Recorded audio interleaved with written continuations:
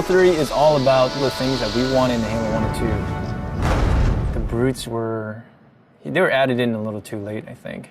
And we didn't have a chance to really flesh them out. And so that's what we're doing for Halo 3.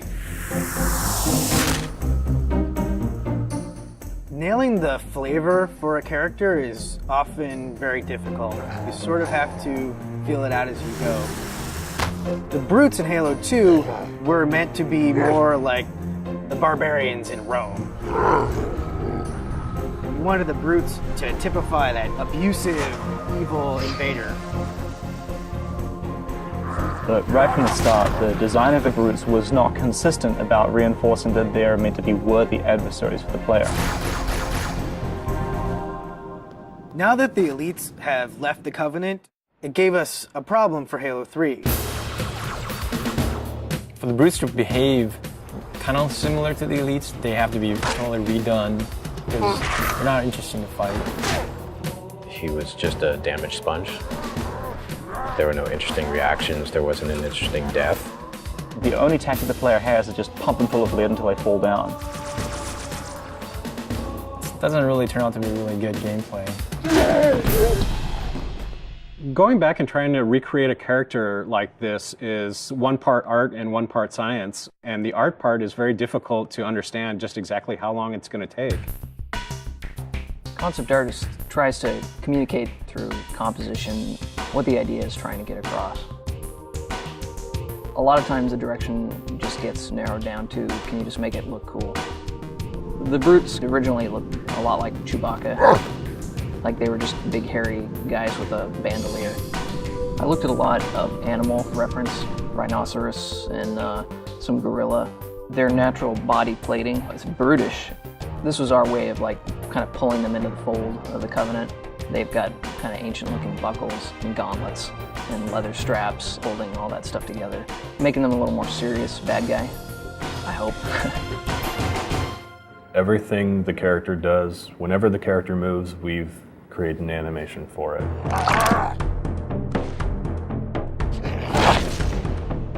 In which way that character moves, that kind of makes him unique. These days now we got our animation reference area upstairs. We just take it upon ourselves to go film us doing each individual motion and then work that into our animation. If a brute is punching the face off a Marine, we're going to embellish that. We're going to make him punch the jaw off too. We're going to make him just punch straight through that Marine.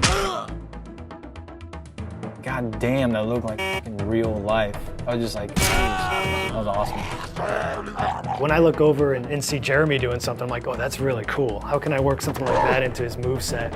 It's exciting to see what Jeremy does tomorrow and what Bill does the next day. It's always a new... Me too. But not John. No, Not so much me. no. Nobody likes John. Players who are familiar with the brutes from Halo 2 will notice that these brutes are fully armed, fully equipped, and are not going to be pushovers.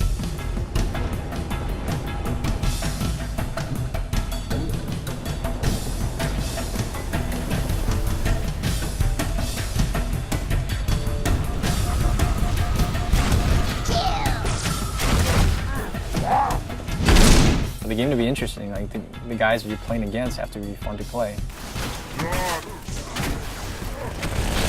Does the profile of the character create an interesting look from afar?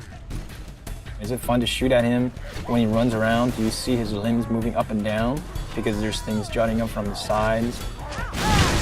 Rather than make them look like big dumb apes, we want to make them very brutal, pragmatic warriors. And that's really informed a lot of the visual design.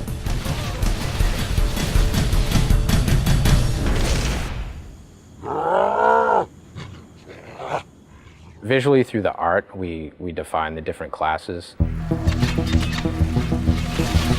The standard brute has just his normal armor with a very standard helmet.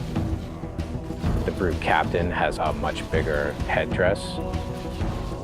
And then the brute chieftains have very elaborate headdresses and very elaborate shoulder pads and armor on them. The interesting thing with some of the ideas that we came up with is not only do we need to figure out how the brutes interact with the other Covenant, but also how brutes interact with brutes. And we developed the idea of the brute pack. What makes it feel like two characters are aware of each other, deciding to do the same thing at the same time? Maybe you're kind of come around a corner and see them doing some sort of an activity that has nothing to do with fighting, but it's going to give you sort of more insight into what the brute pack mentality is like. We have this really brutal behavior now, which is just the chieftain saying, everybody throw a grenade, and as a result, a second later, you have grenades flying in your face. That's always going to give the player a little bit of an adrenaline rush that, oh my god, now this guy's right up in my face, I have to back up and hit him hard.